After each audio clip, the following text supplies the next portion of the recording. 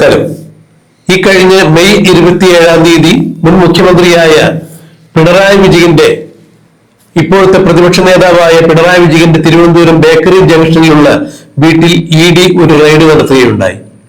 പിണറായി വിജയന്റെ മകൾ വീണ വിജയൻ തന്റെ എക്സാലോജിക് എന്ന കമ്പനിയിലേക്ക് CMRL എന്ന കരിമണൽ ഖനന കമ്പനിയിൽ നിന്ന് 2,78,00,000 രൂപ വാങ്ങി എന്നുള്ള ആദായ നികുതി വകുപ്പിന്റെ ഇന്റീരിയം സെറ്റിൽമെന്റ് ബോർഡിന്റെ റിപ്പോർട്ടിൽ കണ്ട പ്രകാരമുള്ള ഒരു കേസിനെ ആസ്പദമാക്കി നടന്ന റെയ്ഡായിരുന്നു. ആദ്യം സീരിയസ് ഫുഡ് ഇൻവെസ്റ്റിഗേഷൻ ഓഫീസും പിന്നീട് EDയും അന്വേഷിച്ച ഈ കേസിൽ ആ കേസിന്റെ ഭാഗമായി തന്നെയാണ് പ്രതിപക്ഷ നേതാവായ പിണറായി വിജയന്റെ വീട്ടിൽ ED ഏതാണ്ട് 10 മണിക്കൂറോളം റെയ്ഡ് നടത്തിയത്. ED റെയ്ഡ് പിണറായി വിജയന്റെ വീട്ടിൽ പുരോഗമിക്കുമ്പോൾ പുറത്ത് CPMന്റെ മുൻ MLAമാരും MP മാരും അതുപോലെ തന്നെ CPMന്റെ മുൻ മന്ത്രിമാരും അടങ്ങുന്ന ആബാലവൃദ്ധ ജനങ്ങൾ പിണറായി വിജയന്റെ വീടിന് മുന്നിൽ തടിച്ചുകൂടിയിട്ടുണ്ടായിരുന്നു. ഈ ആളുകളെ എല്ലാവരെയും നേതാക്കന്മാർ ഇടപെട്ട് വിളിച്ചു വരുത്തുകയായിരുന്നു എന്നുള്ളതാണ് പുറത്തു വരുന്ന വിവരം. ED റെയ്ഡ് അകത്ത് നടക്കുമ്പോൾ, അതായത് പിണറായി വിജയന്റെ ബേക്കറി ജംഗ്ഷനിലുള്ള വീട്ടിൽ ED റെയ്ഡ് നടക്കുമ്പോൾ പുറത്ത് മതിലിന് പുറത്ത് റോഡിൽ തടിച്ചുകൂടി കുത്തിയിരുന്ന ജനം പറഞ്ഞത് പിണറായി വിജയൻ എന്ന CPMന്റെ നേതാവിനെ തകർക്കുന്നതിന് വേണ്ടി കേന്ദ്ര സർക്കാർ കേന്ദ്ര അന്വേഷണ ഏജൻസികളെ ഉപയോഗിച്ചുകൊണ്ട് നടത്തുന്ന ഒരു തരം വേട്ടയാണ് ഇത് എന്നുള്ളതാണ്. പിണറായി വിജയനെ എന്തിനു വേണ്ടിയാണ് കേന്ദ്ര സർക്കാർ വേട്ടയാടുന്നത് എന്ന് ഇവർ പറയുന്നില്ല.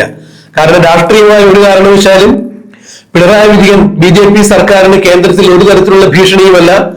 CPM എന്ന സംഘടനയിൽ നിന്നും പിണറായി വിജയനോ അല്ലെങ്കിൽ പിണറായി വിജയന്റെ CPM എന്ന സംഘടനയിൽ നിന്നുള്ള MP മാരോ ഒരു കാരണവശാലും കേന്ദ്ര സർക്കാരിന് ഒരു തരത്തിലുള്ള ഭീഷണിയും ഉയർത്താത്ത സാഹചര്യത്തിൽ പിന്നെ എന്തിനു വേണ്ടിയാണ് പിണറായി വിജയൻ എന്ന നേതാവിനെ തകർക്കേണ്ട കാര്യം കേന്ദ്ര സർക്കാരിന് എന്നുള്ളതിന് അവർക്ക് കൃത്യമായ മറുപടിയില്ല.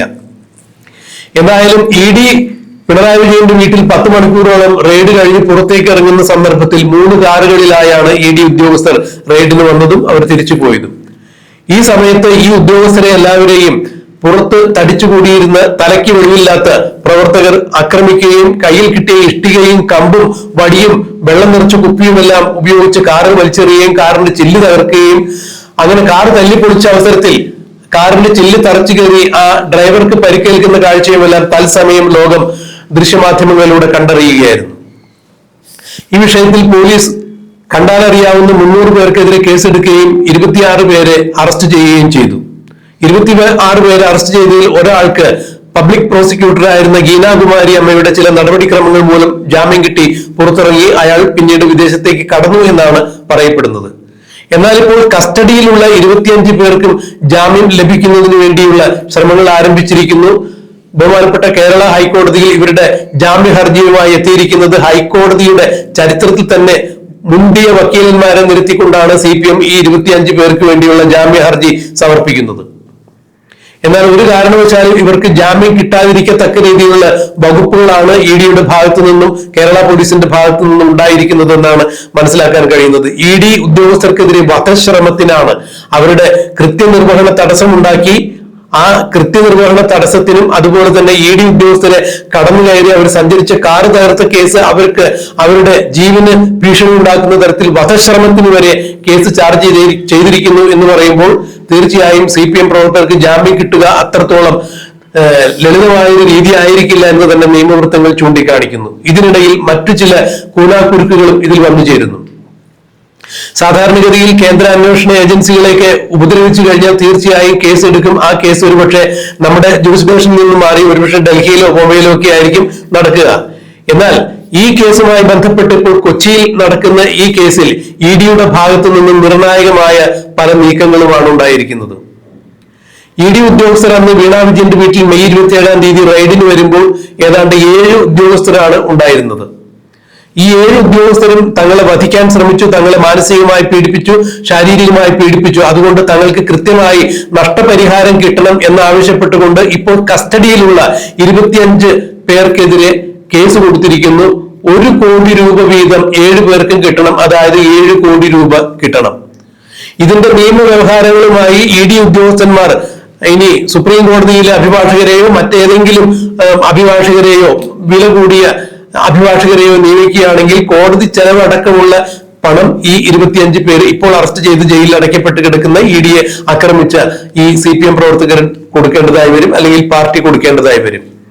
ഇനിയിപ്പോൾ ഹൈക്കോടതിയിലെ സമുന്നതരായ വില കൂടിയ മുന്തിയ അഭിഭാഷകരെ ഇറക്കി, അല്ലെങ്കിൽ അഭിഭാഷക പടകെ തന്നെ ഇറക്കി ഇവർക്ക് ജാമ്യം കിട്ടുന്ന തരത്തിലുള്ള ഒരു നീക്കം CPM-ന്റെ ഭാഗത്തു നിന്നുണ്ടാവുകയാണെങ്കിൽ അതിന് തടയിടുന്ന രീതിയിൽ സർക്കാരിന്റെ ഭാഗത്തു നിന്നും, അതായത് പ്രോസിക്യൂഷന്റെ ഭാഗത്തു നിന്നും ചില നടപടിക്രമങ്ങൾ ഉണ്ടായിരിക്കുന്നു.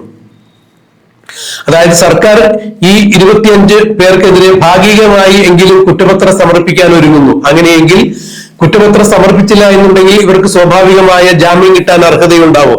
അങ്ങനെ സ്വാഭാവികമായ ജാമ്യം കിട്ടി ഇവർ പുറത്തിറങ്ങാതിരിക്കുന്നതിന് വേണ്ടി ഭാഗികമായ കുറ്റപത്രമെങ്കിലും സമർപ്പിക്കാൻ കേരള പോലീസ് നിർബന്ധിതരാകുന്നു. സർക്കാരിന്റെ ഭാഗത്തുനിന്ന് അത്രത്തോളം സമ്മർദ്ദം ഉണ്ടാകുമ്പോൾ ആ ഒരു കേസ് കൂടി ചാർജ് ചെയ്യപ്പെടുമ്പോൾ ഒരു കാരണവശാലും ഇനി കുറ്റപത്രം സമർപ്പിക്കപ്പെട്ടു കഴിഞ്ഞാൽ ജയിൽ ഇടിഞ്ഞു വീണാലും 25 പേരും അവിടെ നിന്ന് രക്ഷപ്പെടുന്ന കാര്യം, അല്ല എന്നുണ്ടെങ്കിൽ ജാമ്യം കിട്ടുന്ന കാര്യം ബുദ്ധിമുട്ടിലാകും എന്ന് നിയമവൃത്തങ്ങൾ ചൂണ്ടിക്കാണിക്കുന്നു.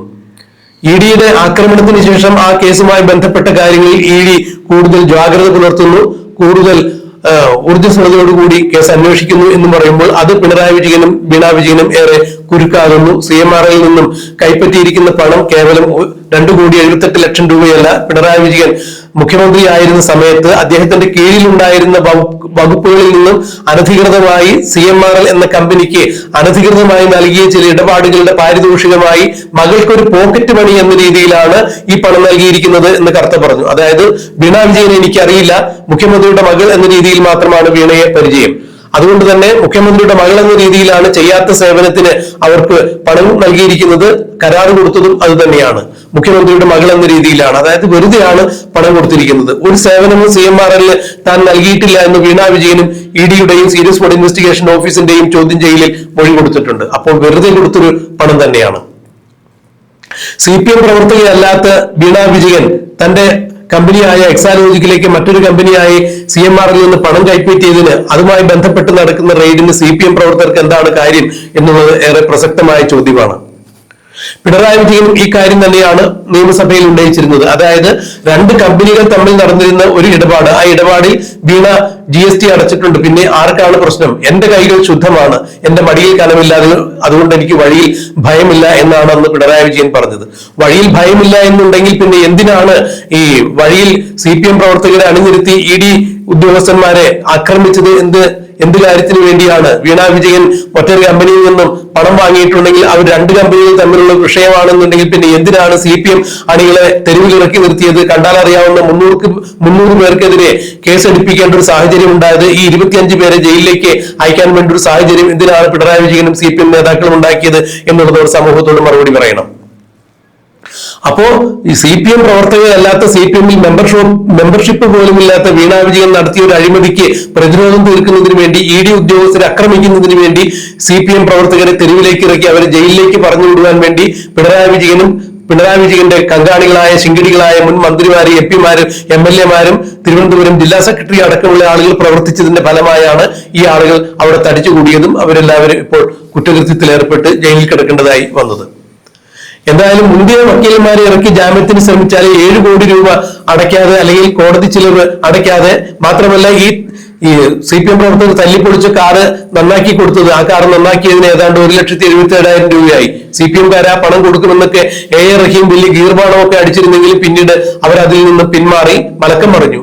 ആ പണം, അതായത് ED വിളിച്ചിട്ടാണല്ലോ കാറുകാരൻ അവരുടെ സേവനത്തിന് വേണ്ടി വന്നത്. അപ്പൊ ED-ക്ക് ധാർമ്മികമായ ഉത്തരവാദിത്വമുണ്ട്. ആ കാറ് തല്ലിപ്പൊളിച്ചതിന് ED അയാൾക്ക് നന്നാക്കിയ പണം കൊടുത്തിരിക്കുന്നു.